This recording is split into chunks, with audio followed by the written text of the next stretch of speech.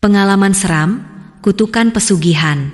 Jenazah kuncen jadi batang pisang di pemakaman di sebuah desa terpencil yang jarang dijamah teknologi modern. Hidup seorang kuncen bernama Mbah Sarto. Ia dikenal sebagai penjaga makam keramat yang terletak di tengah hutan bambu. Sosoknya dihormati karena dianggap mampu berkomunikasi dengan makhluk halus penjaga tempat tersebut. Namun, di balik wajah ramah dan tutur kata lembutnya, tersembunyi rahasia gelap yang baru terungkap setelah kematiannya. Mbah Sarto tidak lahir dari keluarga biasa. Ia merupakan keturunan ketujuh dari seorang empu yang dahulu membuka lahan desa itu dengan mengikat perjanjian gaib dengan makhluk dari dimensi lain. Sejak kecil, Mbah Sarto sudah menunjukkan kemampuan supranatural. Ia bisa melihat makhluk tak kasat mata, berbicara dalam bahasa kuno, dan tidak pernah sakit meski hidup sederhana di tengah hutan. Warga menganggapnya titisan leluhur. Makam yang dijaganya bukan sembarang tempat. Di sanalah konon tersembunyi gerbang pesugihan bumi geni, sebuah titik yang diakini sebagai lubang kecil penghubung dunia manusia dan alam bawah. Siapapun yang ingin kekayaan instan bisa meminta bantuan melalui pusara tua di tengah makam itu. Namun, ritualnya berat dan menuntut tumbal jiwa. Dan Mbah Sarto, dialah yang menjadi perantara. Selama puluhan tahun, Mbah Sarto dipercaya menjaga makam tua yang konon menyimpan pesugihan leluhur desa. Banyak orang datang diam-diam meminta kekayaan dengan syarat tertentu yang hanya Mbah Sarto dan segelintir orang tahu.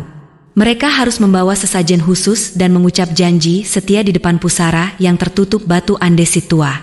Tak sedikit yang sukses jadi kaya, namun menghilang secara misterius setelah beberapa tahun. Ada pula yang tiba-tiba gila, kehilangan suara, atau mati dengan tubuh membiru. Ritual pesugihan dimulai saat malam Jumat Kliwon, tepat pukul 2 dini hari. Para pemohon membawa sesajen berupa kepala kambing hitam, minyak misik, kain mori, dan bunga setaman. Mbah Sarto akan memimpin mereka mengelilingi pusara sebanyak 7 kali, lalu mengucapkan mantra dalam bahasa Jawa kuno yang hanya diketahui para pewaris ilmu hitam.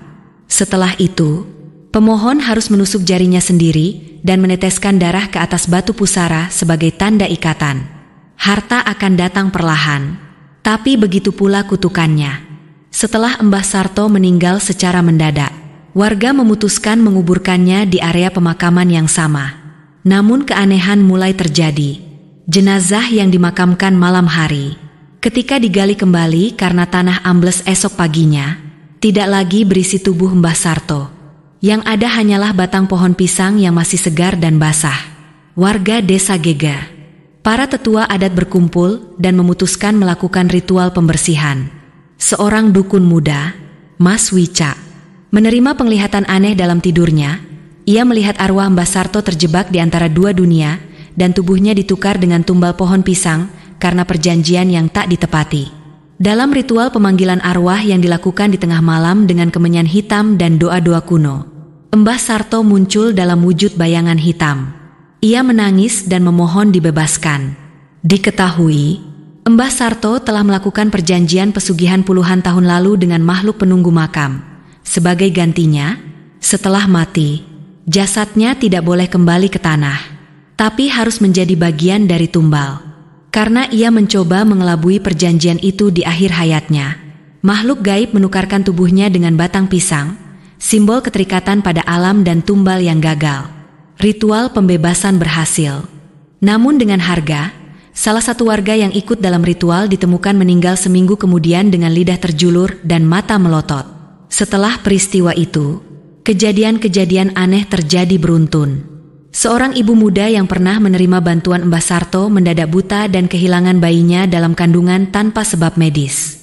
Seorang pedagang sukses yang diketahui pernah ritual dengan Mbah Sarto kehilangan seluruh harta dalam semalam, lalu ditemukan meninggal dengan tubuh membiru di depan pintu makam. Cerita ini menjadi legenda kelam di desa tersebut.